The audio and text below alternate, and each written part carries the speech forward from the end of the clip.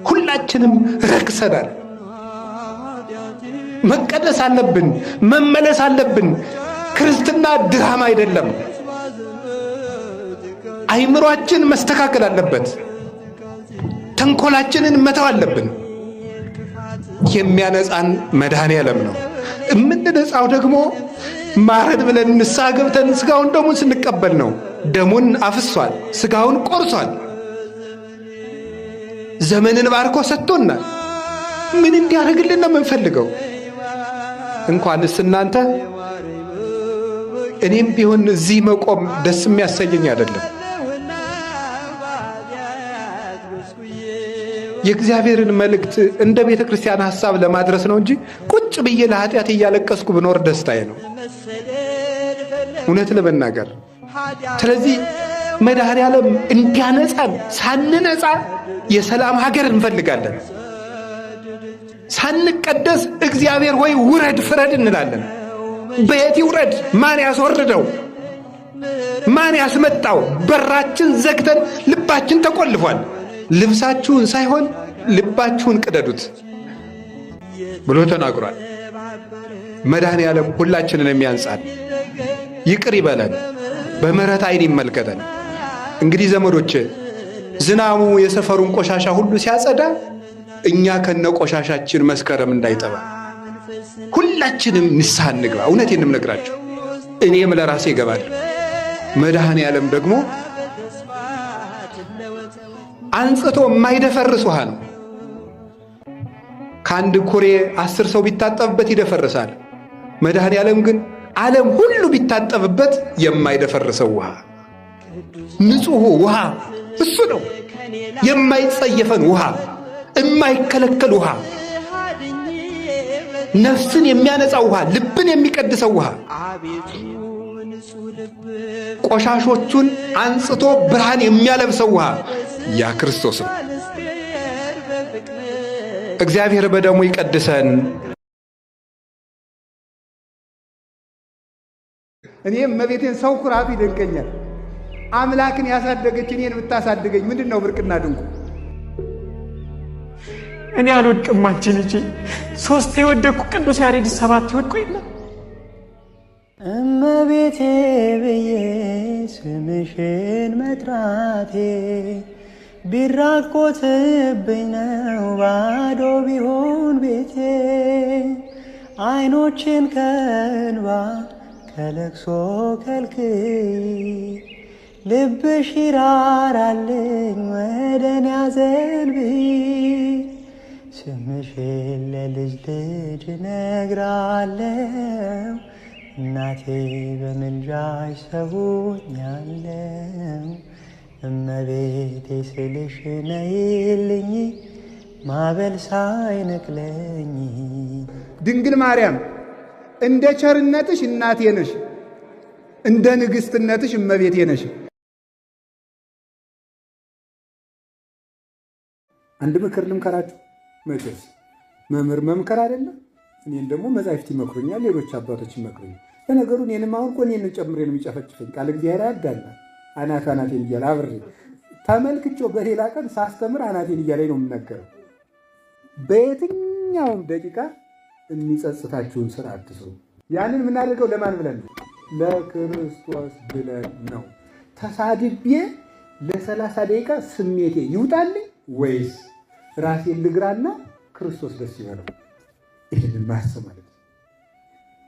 አልታረቅም ብዬ ክብሬን ጠብቄ ሄጄ ደስ ይበለኝ ለጊዜው ወይስ ታርቄ የሰላም አምላክ ክርስቶስ ከኔ ጋር ይኖር? ይህ እኮ ነው፣ ምርጫ እኮ ነው።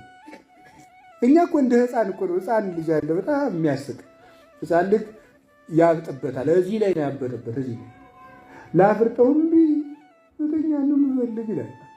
አይኑን ሊያጠፋው እያለ ማለት ነው። ምክንያቱም የጊዜቱን ያችን መነቀሷን ነው የማይፈልጋት። ነገ አይኑ እንደሚያጠፋ ያውቅ።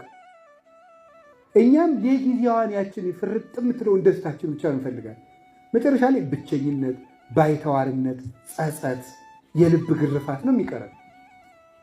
ግን ነፃ የምንወጣው ግን አይምሯችን ሰላም የሚሰማው ተበድለን ይቅርታ ስንል ስንል ማሩኝ አላበጀሁም አላወቅኩም እዩብኝ ስንል ልቡናችን ሳይጸጸት ጸሎት ስንነቃ ንቅት ብለን እንነቃለን።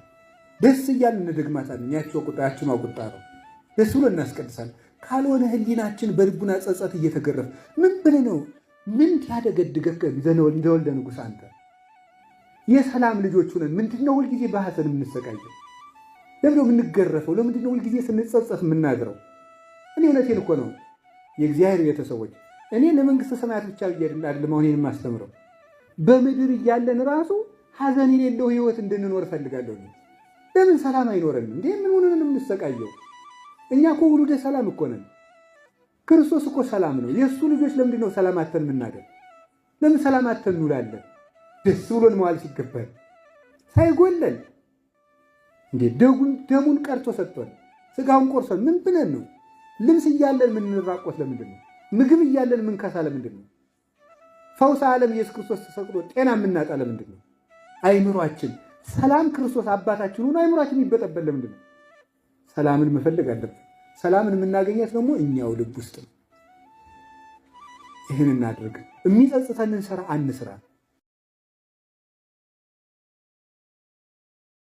ሌሊት የመነሳት ልምድ የሌለው ሰው የመጀመሪያው ቀን ለአራት ሰዓት ያህል ሌሊት መቆየት የለበትም።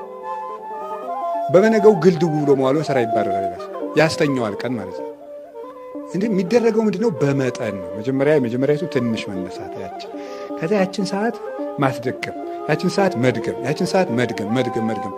መጀመሪያ በአላርምም አድርጉት። እኔ ለራሴ አላርም አልጠቀምም። ይህም ጽድቅም አይደለም ምንም አይደለም። በቃ አልጠቀም ከሆነ አልጠቀምም። ምንም ቀለል ያለ ነገር። አላርም መጠቀም ጅል ነው የሚያደርገው የእውነት ማለት ነው። እንግዲህ ሰው እንደ ልምድ ነው። እሺ መጠቀም ትችላላችሁ። ብቻ አላርም የምጠቀማችሁ ምን ማላችሁ? ያችን ሰዓት አንዳንድ ሰዓትም ቢሆን ድገሟት ያችን። ከዚያ በኋላ ትንሽ ይጨመርበታል። አነቃቅ ራሱን የቻለ አለው። መጀመሪያውን ለምሳሌ እንደተኛ ትነሳለህ። ከተነሳ በኋላ እንቅልፍ ይልሃል። ታገል እስከ 20 ደቂቃ ድረስ እንቅልፉ ካለቀቀ የድካም ነው፣ መልሰህ አርፈህ ተነስ ይላል። 20 ደቂቃ ድረስ እንቅልፉ አሁንም እየደፋም ቢያለ ጥቂት አርፈህ ተነስ። በ20 ደቂቃ ውስጥ እንቅልፉ ለቆህ ጥቂት ከተጋ በኋላ ከመጣ የሰይጣን ነው እንዳተኛ ቀጥል፣ ዝም ብለህ ነው። 20 ደቂቃ ውስጥ እንቅልፉ ለቆህ ደህና እየተጋህ እያለ መሀል ላይ እንቅልፍ የሚያመጣበት ሰይጣን የሆነ ሸጋ ብላት አለው። ከብላቶቹ አንዱ ምንድን ነው? ጽድቅ ያሳስባል፣ ቀጥሎ ኃጢአት ያሳስባል፣ ቀጥሎ እንቅልፍ ያመጣል። ጽድቅ ሲያሳስብ ምን ይላል? ንስሐ የገባ ሰውዬ ከሆነ እንዲህ ያስባል፣ ተመስገን አሁን ያ ሁሉ ነገር ትቼ ለቆኝ ያን ሁሉ ሲል ያ ትዝ ይለዋል። ያ የተወው ነገር አውቆ እኮ ነው እንደዚያ የሚያስበው። ሲጀመር አሁን እኛ ይህን ትቼ ይኸውላችሁ ጸሎት ላይም ቢሆን የእኛን መልካም ነገር ካሳሰበን ሰይጣን ወይ ወደ ኃጢአቱ ሊመልሰን ወይ እንቅልፍ ሊያመጣብን አስባል። ያን ያመጣነት ኃጢአቱ ደግሞ ምን ያደርገናል?